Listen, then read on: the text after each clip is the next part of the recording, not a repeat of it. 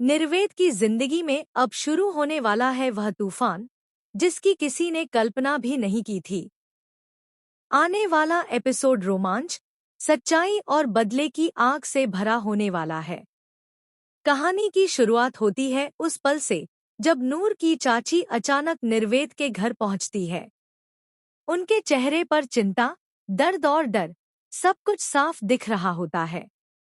निर्वेद समझ नहीं पाता कि आखिर वे इतनी घबराई हुई क्यों है, मगर अगले ही पल जो सच उसके सामने आता है उससे उसकी पूरी दुनिया हिल जाती है। नूर की चाची कांपती आवाज में कहती है कि नूर को पागलखाने में एडमिट करवाने वाली कोई और नहीं बल्कि अमृत ही थी। यह सुनते ही निर्वेद के पैरों तले जमीन खिसक जाती है। लेकिन चाची यही नहीं रुकती, वे अपना फोन निकालती हैं और उसे एक वीडियो दिखाती हैं। यह सीसीटीवी फुटेज था जिसमें अमृत की करतूत साफ दिखाई दे रही थी।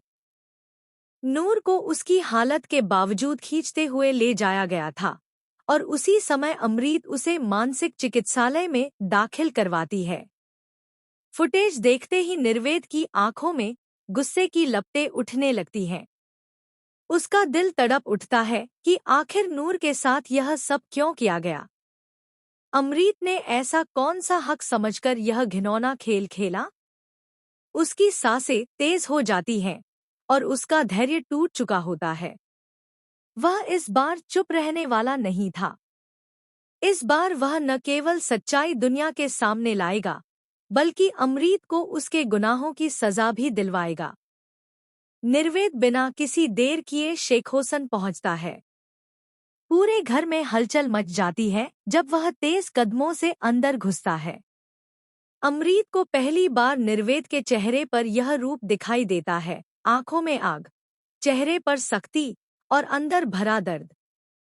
सबके सामने वह जोर से चिल्लाते हुए कहता है कि अब यह खेल खत्म हो चुका है।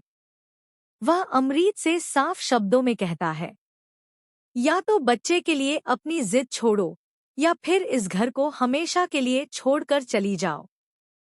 मैं नूर पर किसी भी तरह की जबरदस्ती नहीं करूंगा और न ही मुझे ऐसा बच्चा चाहिए जो धोखे और जबरदस्ती का नतीजा हो।